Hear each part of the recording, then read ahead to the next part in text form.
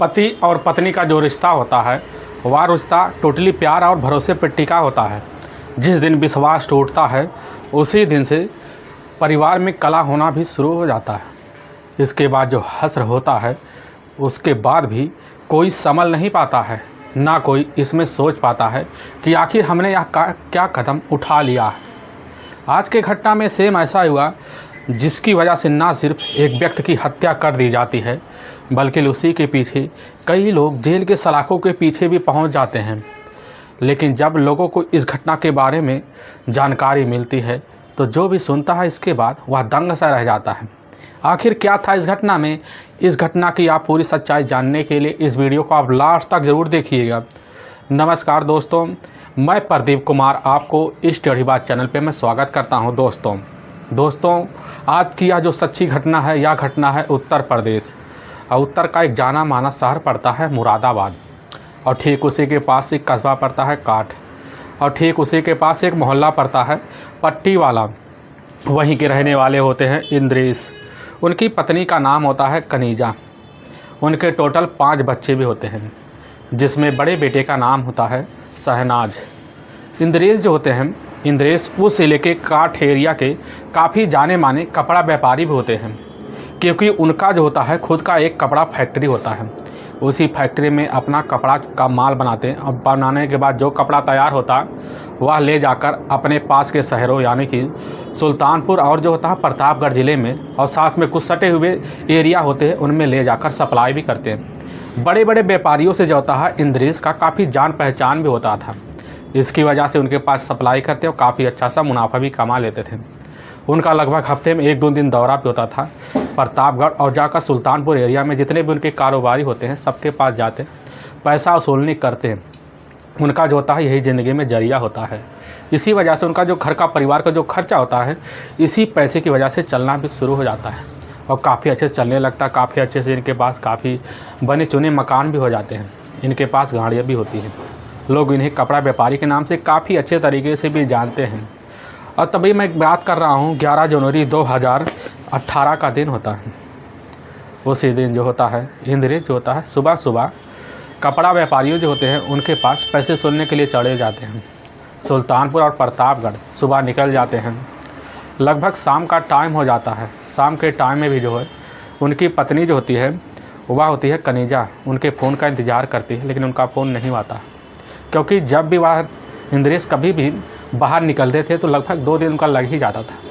लेकिन उनका फ़ोन जो है तो वापस अपनी पत्नी कनीजा के पास कर देते। उनको जानकारी होता था कि हमारे पति कब आने वाले होते हैं। लेकिन वह जो होती है कनीजा इस बात को ध्यान नहीं देते, अपने काम में लग जाती है। तभी लगभग 2 दिन का वक्त बीतने वाला होता है तो कनीजा को ध्यान आता है कि हमारे पति ने हमारे पास आखिर फ़ोन क्यों नहीं किया। कनीजा तुरंत ही अपने पति जो होती है इंद्रेश के पास फ़ोन मिलाती है। जैसे ही फ़ोन मिलाते ही पता चलता इंद्रेश का मोबाइल जो है नंबर वह स्विच ऑफ निकल रहा है। दोबारा कोशिश करती है, दोबारा भी स्विच ऑफ निकलता है। तभी वह उस समय काफ़ी सहम से जाती है। सहम से बनाने के बाद जो होता है वह कनीजा अपने जो होता है बड़े बेटे जो होता है शहनाज के पास इस चीज़ की सूचना देती है। शहनाज जो होता है भागते भागते आता है, अपनी माँ से बोलने लगता है क्या बात है। कनीजा कहने लगती है कि तुम्हारे पिता का फ़ोन नहीं, लेकिन उनका फ़ोन जो होता है स्विच ऑफ बता रहा है। शहनाज भी फ़ोन नहीं मिलाता है। फ़ोन मिलाने के बाद काफ़ी भचक्कर है, वो सोचने लगता है कि हमारे पिता आखिर गए कहाँ। इसीलिए तुरंत अब जो होता है वह अपने ही उसी फैक्ट्री में फ़ोन मिला तो वहाँ पूछने लग जाते हैं कि क्या वहाँ पर हमारे अब्बू गए हैं। फैक्ट्री वाले वर्कर कहते हैं नहीं, यहाँ पर तो नहीं आए। तो वह भी शहनाज काफ़ी सहम से ज़्यादा सोचने लग जाता है कि आखिर वहाँ नहीं गए तो कहाँ पर गए। भागते भागते तुरंत ही वह जो होता है फैक्ट्री जाता है। फैक्ट्री में जाने के बाद वहाँ एक लिस्ट होता है। उसी लिस्ट में शहनाज के जो पिता होते हैं इंद्रेश के वहाँ काफ़ी जो तक करीबी होते हैं, उनका मोबाइल नंबर दर्ज है कारोबारियों का। उनके मोबाइल नंबर पर वह काफ़ी बार कॉल में आता है, लोगों से पूछने लगता है। तो हर व्यक्ति जो होता है इंद्रेश के आने से मना कर देता है। लेकिन प्रतापगढ़ के एक कारोबारी होते हैं, जैसे उनके पास फ़ोन मिलता है तो वह कहने लगते हैं कि तुम्हारे पिता जो होते हैं वह हमारे पास जो होते हैं 11 जनवरी 2018 को तो आए थे। लगभग शाम का टाइम हो गया था। उन्होंने हमसे बात किया और बात करने के बाद हमने उन्हें जो होता है लगभग 5 लाख रुपया दे दिया था। देने के बाद वह यहाँ से चले गए थे। इस बात को सुनकर शहनाज काफ़ी तो और भी अचंभा रह जाता है। अचंभा रहने के बाद और कारोबारियों को फ़ोन करता है लेकिन कहीं पता भी नहीं चलता है। लगभग खोजते खोजते लगभग 15 दिन का वक्त बीत जाता है। कहीं पर इंद्रेश का आता पता नहीं लगता। सारे रिश्तेदारियों, सारे हित व्यवहारियों में पता लगाते हैं, लेकिन ना इनका कोई सुराग मिलता है, ना कभी लौट के आते हैं। और इसी लौट ना आने की वजह से वह अपने नज़दीकी जो होता है उसी समय पुलिस थाने प्रतापगढ़ में जाते हैं। वहाँ के थाना प्रभारी होते हैं, उन्हीं के सामने अपनी सारी बात रखते हैं। थाना प्रभारी जो होते हैं इंद्रेश का मोबाइल नंबर लेते हैं। लेने के बाद उसके मोबाइल नंबर का जो होता है सर्विलांस पे लगा देते हैं। और जैसे सर्विलांस पे लगा देते हैं तो पता चलता है लास्ट लोकेशन जो होता है, यह लोकेशन अमरोहा के ही रायपुर एक गांव का दिखा रहा होता है। पुलिस को पूरा विश्वास हो गया यह केस जो है अमरोहा का है। होने की वजह से पुलिस की टीम होती है, थाना प्रभारी कह देते हैं शहनाज से तुम जाकर अमरोहा इलाके में जो होता है वहाँ के जो थाना है वहाँ से संपर्क करो, क्योंकि यह केस है वहाँ का है। उसके जो होते हैं शहनाज और उसकी जो माँ होती है वह कनीजा तुरंत ही मान जाती है। मानने के बाद 30 जनवरी 2018 को ही अमरोहा थाने में पहुँचते हैं। वहाँ पहुँचने के बाद वहाँ थाना प्रभारी से मिलते हैं, सारी बात बताते हैं। थाना प्रभारी जो होते हैं तुरंत ही गुमशुदगी का मुकदमा दर्ज कर लेते हैं और उस केस की छानबीन करना शुरू कर देते हैं। छानबीन करने भी लगते हैं, तभी उनकी जो नज़र होती है वह जाकर शहनाज के ऊपर पड़ती है। शहनाज को दोबारा थाने बुलाते हैं, उससे पूछने लग जाते हैं क्या तुम्हारे पिता का किसी के साथ दुश्मनी है या तुम्हारे पिता के साथ ऐसा कोई कर सकता है। शहनाज जो होता है वह स्वयं से कहने लगता है कि साहब हमें नहीं पता है कि हमारे पिता के साथ ऐसा कौन कर सकता है। हमारे पिता जो होते हैं अपने जो होते हैं जितने भी कस्टमर होते हैं उनसे काफ़ी अच्छे से व्यवहार करते हैं, मिलना मिलाप उन्हीं से करते थे। उनको पता होगा उनके साथ कौन ऐसा कर सकता है। वह कहने लग जाता है कि साहब हमें कुछ शंका हो रहा कि हमारे पड़ोस का रहने वाले होते हैं आरिफ हमारे जो होते हैं पिता इंद्रेश को अपने घर आने से काफ़ी बार रोकते थे। हमारे पिता जो होते उनके घर कभी कभी चले भी जाते थे, जिसकी वजह से आरिफ गुस्सा हो जाता था। इसी वजह से काफ़ी हमारे पिता और आरिफ के बीच झगड़े तकरार हो गए थे, लेकिन हमें नहीं पता वह किस बात को लेकर उनके बीच कहासुनी हो जाते थे। हमें इसलिए शंका हो रहा है कि आरिफ ने ही कुछ हमारे जो है पिता के साथ कुछ किया है। इसीलिए पुलिस जो होती है अब तुरंत का तुरंत जो शंका होता है जो होता है आरिफ के ऊपर जा टिकती है। जा टिकने के बाद पुलिस जो होती है कुछ खबरें बिछाती है आरिफ के जो होता है उसी समय घर परिवार वालों की खबर लेने के लिए। खबरी जाते हैं, पूरी इंतहा से उसके घर परिवार को खबर लेते हैं। अब पुलिस के सामने खबरी जैसे आती चौंकाने वाला खुलासा भी कर देते हैं। वह बताने लगते हैं कि साहब इनकी आरिफ की जो पत्नी होती है फरीदा, जिसकी उम्र लगभग होती है वह होती है 29 साल के बीच। फरीदा का जो होता है वह जो होते हैं शहनाज के जो पिता होते हैं इंद्रेश के साथ है काफ़ी उसका मेल मिलाप होता है। हो सकता है उसका पति इसी की वजह से काफ़ी गुस्सैला बन गया और कुछ कदम उठा लिया हो। अब पुलिस इस चीज़ को और अपने अंदर विश्वास दिलाने के लिए पुलिस सोचती है क्यों ना फरीदा का मोबाइल नंबर एक बार टटोला जाए। पुलिस जैसे फरीदा का मोबाइल नंबर उन्हीं खबरियों को द्वारा लेती है तो फरीदा के मोबाइल नंबर का पूरा कॉल डिटेल निकाला जाता है। उसमें निकाला जाता है तो पुलिस के सामने काफ़ी चौंकाने वाला खुलासा भी हो जाता है। पता चलता है कि 13 जनवरी 2018 को ही शाम के टाइम में लगभग 50 बार इंद्रेश के मोबाइल पर कॉल किए गए थे। यह कॉल किस लिए किए थे इसीलिए पुलिस इस चीज़ को जानना चाहते थे, लेकिन अब पूरा विश्वास इस तरह होने के लिए पुलिस जो होती है और इस कॉल डिटेल को बारीकी से देखती है लगभग महीने भर का। तभी पता चलता है इनका जो बात होता था लगभग कुछ दिन तो शांत था, इसके पहले काफ़ी बार दिन में बात होते थे। उनको पता लग जाता है कि इंद्रेश और फरीदा के बीच कुछ ना कुछ चल रहा है। इसीलिए पुलिस की टीम जाती है, अपने चाल सहित जाती है। चाल चल के जाती वह जाती है फरीदा और साथ में उसका जो पति होता है आरिफ, दोनों को वहाँ से अपने कस्टडी में लेती है, थाने ले आती है। पुलिस जो होती है तुरंत वह कॉल डिटेल निकाल के रख देती है और जैसे ही रखती है तो जो होता है आरिफ पुलिस के सामने एक नतमस्तक हो जाता है और उसकी जो पत्नी होती है फरीदा भी काफ़ी नतमस्तक हो जाती है, क्योंकि फरीदा और ना जो होता है आरिफ कोई ऐसा सातिर मुजरिम थे नहीं कि ज़्यादा देर पुलिस के सामने टिक सके। पुलिस जब अपना रौद्र रूप दिखाती है उसी की वजह से फरीदा और साथ में यहाँ जो होती है आरिफ पुलिस के सामने टूट जाते हैं। लेकिन पुलिस के सामने यहाँ बताने लगते हैं कि साहब हमने जो होता है 13 जनवरी 2000 यह जो होता है 18 को ही वह जो होता है इंद्रेश को इस दुनिया से हटा दिया। इसके बाद हमने जो हश्र किया और जब लोगों के सामने जो सच्चाई निकल के आई, इससे सुनने के बाद तो हर कोई हैरान और परेशान हो गया। असल में इंद्रेश जो होता है इंद्रेश का जो फैक्ट्री होता है वह काट के ही उसी इलाके में होता है। उसी इलाके में जब होने की वजह से काफ़ी लोग वहाँ वर्कर भी काम करते हैं, ज़्यादा से ज़्यादा महिलाएं भी काम करती हैं। उन्हीं महिलाओं में से एक महिला वह भी होती है, वह होती है फरीदा और फरीदा के पति का नाम होता है आरिफ।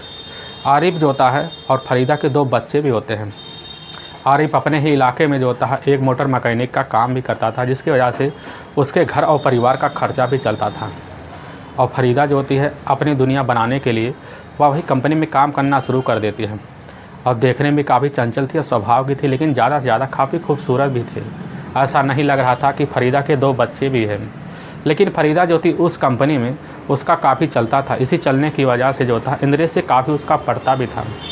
इंद्रेश जब भी उसको देखता था तो उसकी तरफ आकर्षित हो जाता था। उसको सोचने लगता था कि औरत कितनी चंचल है, कितनी स्वभाव की है। काफ़ी ज़्यादा वह करीब भी आ गया था। दोनों करीब आने लगे थे, दोनों हर दूसरे की भी सहायता करते थे। वह जो था फरीदा इंद्रेश का पड़ोसी होने के नाते फरीदा कभी कभी बाइक पे बैठकर इंद्रेश के साथ उसके घर ही चलाता था। दोनों आने जाने की वजह से दोनों काफ़ी करीब हो गए, दोनों एक दूसरे को चाहने भी लगे। लेकिन दोनों का प्यार परवान इस तरह चढ़ गया था कि इंद्रेश जो है फरीदा को अपने मन में बसा चुका होता है। इसीलिए एक दिन अपने प्यार का इजहार भी फरीदा से कर देता है। फरीदा बिन कुछ सोचे ना समझे जो होता है तुरंत ही वह फैसला भी ले लेती है। इंद्रेश के साथ मिलने के लिए दोनों वहीं पर जो होता है प्यार मोहब्बत वाली बातें करना शुरू कर देते हैं। आज दिन का प्यार प्रसंग चढ़ चुका है, तो दोनों का प्यार परवान इस तरह चढ़ गया होता है कि एक दिन मौके की तलाश में बैठा होता है इंद्रेश, तभी उसको जो होता मौका मिल जाता है। सभी वर्कर चले जाते हैं और जो होती है फरीदा उसी समय रुकी होती है। वहीं पर मिलकर उसके साथ ले जाकर अपने ही फैक्ट्री में वहाँ मिलकर प्रेम प्रसंग बातें करता है। इसके बाद ले जाकर वहीं पर सुनसान जगह देकर संबंध बना देता है। अपने फैक्ट्री में संबंध बनाने के बाद आए दिन जो होता है जब भी मौका मिलता है फरीदा और या जो होता है इंद्रेश को दोनों कहीं ना कहीं अपना जुगाड़ लगा लेते हैं। इस तरह इनका जो होता है रिश्ता चलने लगा कि परवान चढ़ चुका होता है। वक्त गुजरने लगा, इस चीज़ की पता ना किसी को उसके पति जो होता है आरिफ को चला, ना उसके घर वालों को चला, ना जो होता है इंद्रेश की जो पत्नी होती है उसको भी चला। धीरे धीरे वक्त गुजरता गया, लेकिन इसी बीच 1.5 साल का वक्त बीत गया होता है। 1.5 साल के बीच जो होता है इनकी ज़िंदगी काफ़ी चलने लगी, वक्त गुजरने लगा। लेकिन इनकी प्रेम प्रसंग के बारे में आस पड़ोसी को खबर लग गई थी। साथ में जितनी वर्कर तो सबको लग गया था। इन्हीं वर्कर के थ्रू जो होता है वह जाकर जो होती है फरीदा का जो पति होता है आरिफ को भी लग गया होता है। आरिफ जैसे सुनता है तुरंत ही अपनी पत्नी को अपने ही घर में वह दूसरे कमरे में ले जाता है, उससे बातें करता है, उससे पूछने लगता है क्या बात है। फरीदा जो होती है वह कहने लग जाती है हमारे रिश्ते में लोग दरार डालना चाहते हैं, क्योंकि हमारे घर का जो खर्चा है काफ़ी अच्छे से चल रहा है, तो हम किसी की बात पर ध्यान ना दें। लेकिन जो होता आसिफ के मन में यह ख्याल बैठ जाता है कि जो लोग कह रहे हैं वह एकदम बिल्कुल सही रहे हैं। इसीलिए आए दिन जो होता है वह फरीदा के ऊपर निगाह रखना शुरू कर देता है। और जब पूरा विश्वास उसको हो जाता है कि फरीदा और जो होता है इंद्रेश के बीच चक्कर चल रहा है, इसीलिए जब घर पर आती पत्नी तो उससे इसी बात के लिए कभी झगड़े तकरार भी कर लेता। झगड़े तकरार के बीच इतना उनके बाद बढ़ गए होते हैं, आरिफ और फरीदा के बीच काफ़ी मार पिटाई भी हो जाता था। मार पिटाई का जो होता सिलसिला यूँ ही आए दिन चलता रहता था। तभी एक दिन ऐसा आता है कि फरीदा जो होती है वह पेट से हो जाती है। पेट से होने के बाद इसकी खबर जो होता है जैसे इंद्रेश को देती है तो इंद्रेश काफ़ी खुश हो जाता है। वह सोचने लगता है कि या तो पेट में जो है या तो हमारा बच्चा है, अब इस बच्चों को हम अपनाएंगे और साथ में तुमसे भी निगाह कर लेंगे। वह जो होती है काफ़ी सहम से ज़्यादा वह कहने लगती है कि अगर लोग इस रिश्ते को लोग सुनेंगे तो क्या कहेंगे कि पति रहते हुए हमने एक ऐसे फैसला ले लिया। इंद्रेश कहने लगता है कि तुम अपने पति को तलाक दे दो, हम तुम्हारे साथ शादी करेंगे। लेकिन जो होती है वह फरीदा मना कर देती है कि हम तुम्हारे साथ शादी नहीं करेंगे। यार रिश्ता जैसे भी चल रहा है इसको चलने दो, इसमें कोई रोड़ा मत लगाओ, जहाँ भी चल रहा है कोई बात नहीं है, कोई नहीं जानेगा, ऐसे चलने दो। लेकिन इंद्रेश जो होता है अपनी बात पे अड़ जाता है। वह हर बार शादी के लिए दबाव मारता है। हर बार जो होती है फरीदा मना करते चली जाती है। लेकिन इंद्रेश जो होता है वह फरीदा को काफ़ी चाहने लगा था, उसको बस शौक़ चढ़ चुका होता है। तभी लगभग घटना से लगभग 15 दिन पहले जो होता है लगभग पूरा ठंडी का महीना होता है, रजाई सब ओढ़ के रखते हैं, रात में सो रहा होता है। उसी बीच होता फरीदा के मोबाइल पर इंद्रेश का कॉल आ जाता है और घंटी बज जाता है। घंटी बजने की वजह से जो होता है वह उसी समय फरीदा उठा लेती है। लेकिन बगल में उसका है आरिफ भी सो रहा था। आरिफ की नींद खुल जाती है और वह सारी बात सुनने लगता है। तो बातों बातों में जो होती है फरीदा कह जाती है कि अगर तुम हमसे निगाह करना चाहते हो तो हमारे पति को ही इस रास्ते से हटा दो, आराम से हम तुमसे निगाह कर देंगे। इस बात को जैसे ही वह आरिफ सुनता है तुरंत ही वह काफ़ी रात भर नहीं सो पाता है। सुबह का इंतज़ार करता है। सुबह का इंतज़ार करने के बाद जो होता है उससे बोलने लग जाता है कि तुमने जो साजिश रची है इसे हमें सब पता हो गया है।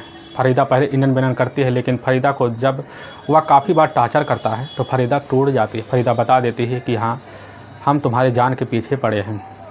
आरिफ कह देता है कि हमारी जान के पीछे क्यों पड़े हो?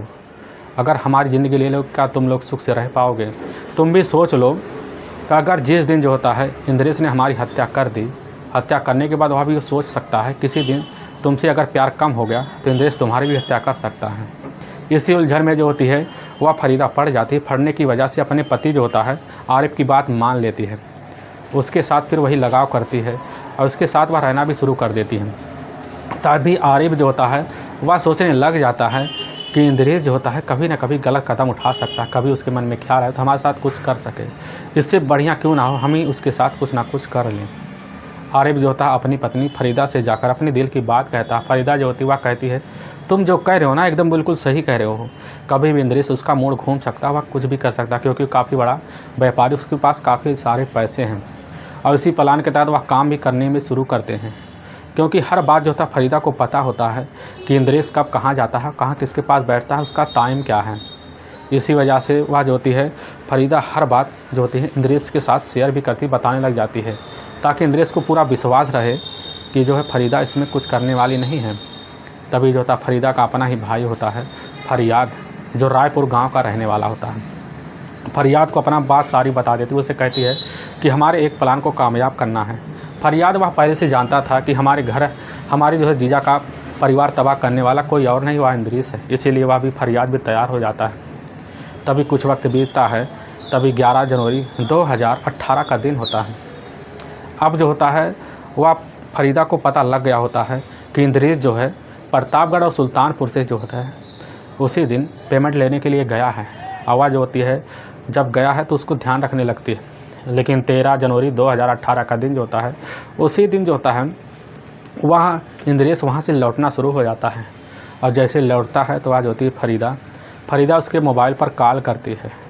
इंद्रेश का जो मोबाइल होता है वह साइलेंट अवस्था में होता है, वह झोले में रखता होता है, जिसकी वजह से वह नहीं समझ पाता कि किसी का घंटी या किसी की आवाज़ आ रही है। लगभग फरीदा उसके मोबाइल पर काफ़ी बार कॉल करती है, जिसकी वजह से लगभग 50 बार वह कॉल दिखाया गया होता है।